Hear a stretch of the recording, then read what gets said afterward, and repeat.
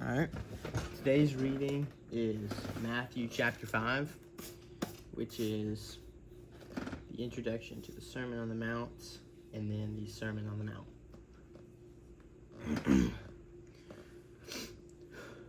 Now, when Jesus saw the crowds, he went up on a mountainside and sat down. His disciples came to him, and he began to teach them the Beatitudes. He said, "Blessed are the poor in spirit, for theirs is the kingdom of heaven. Blessed are those who mourn, for they will be comforted. Blessed are the meek, for they will inherit the earth. Blessed are those who hunger and thirst for righteousness, for they will be filled. Blessed are the merciful, for they will be shown mercy. Blessed are the pure in heart, for they will see God. Blessed are the peacemakers, for they will be called children of God. Blessed are those who are persecuted because of righteousness, for theirs is the kingdom of heaven. Blessed are you when people insult you, persecute you, and falsely say all kinds of evil against you because of me. Rejoice and be glad, because great is your reward in heaven.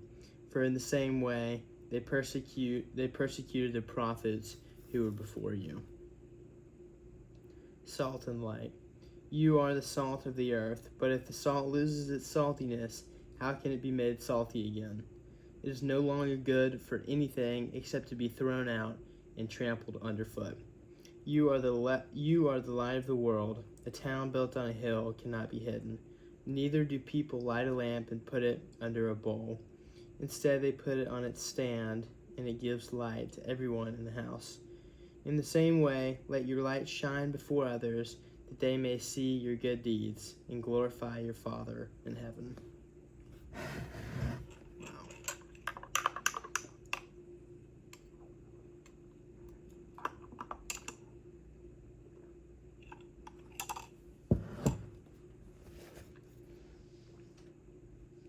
The fulfillment of the law.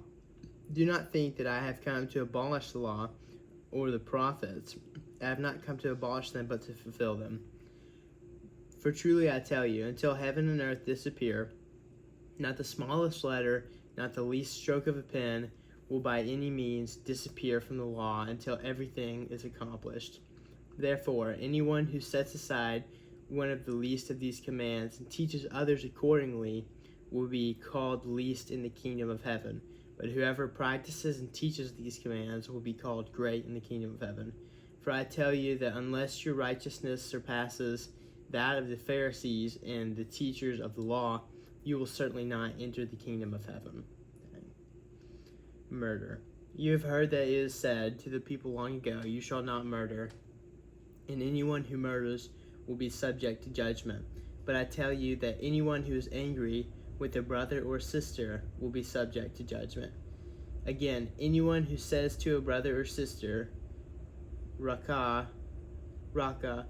is answerable to the court, and anyone who says, "You fool," will be in danger of the fire of hell.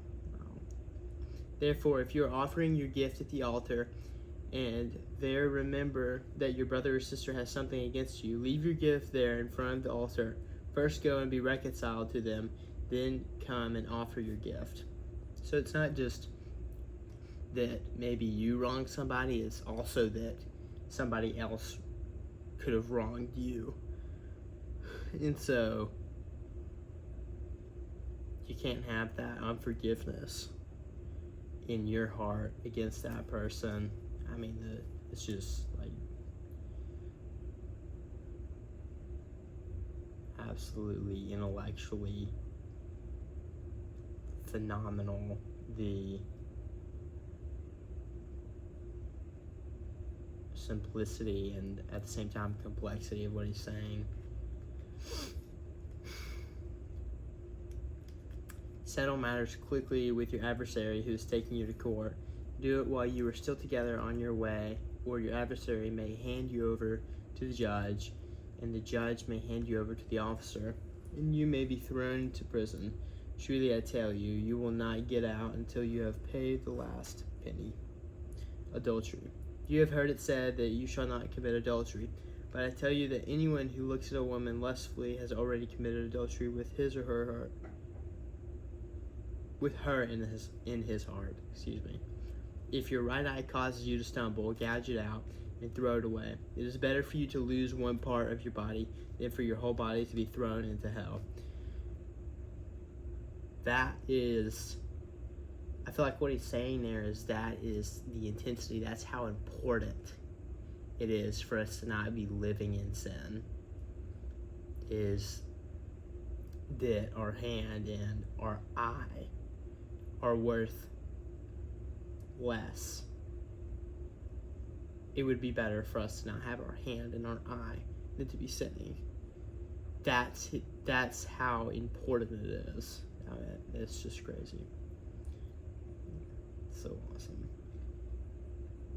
If your right hand causes you to stumble, cut it off and throw it away. It is better for you to lose one part of your body than for your whole body to go into hell. Divorce. It has been said, anyone who divorces his wife must give her a certificate of divorce.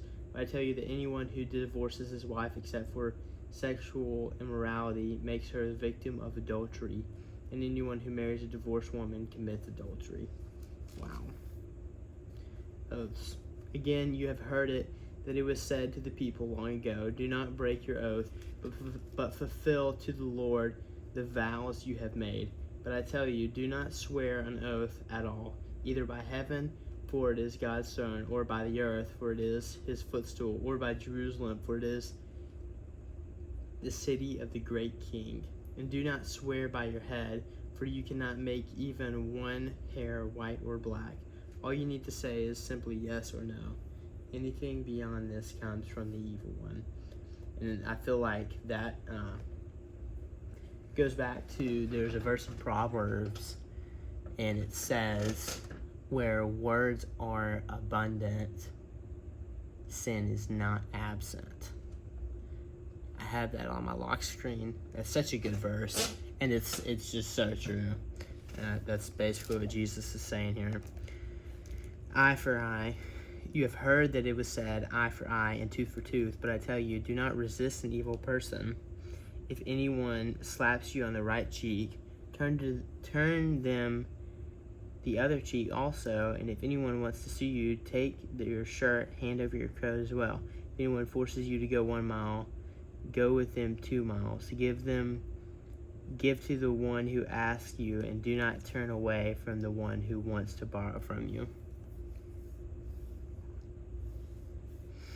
Love for your enemies.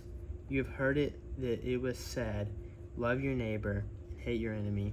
But I tell you, love your enemies and pray for those who persecute you, that you may be children of your Father in heaven. He causes his sun to rise on the evil and the good,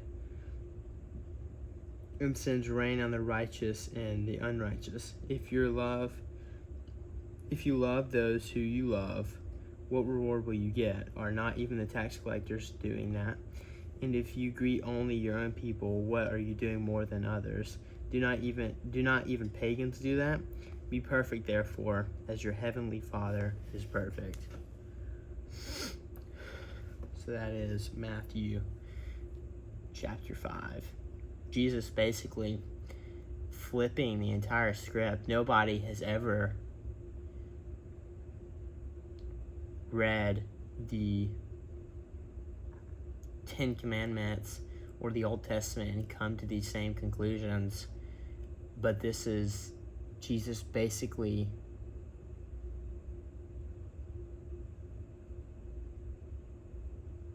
being God, as he is, and actually breaking down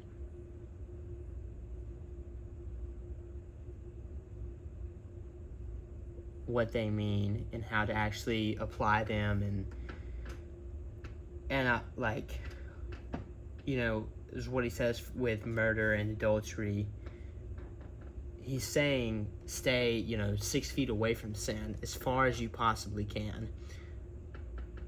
Whoever looks at a woman lustfully is committing adultery with her in his heart.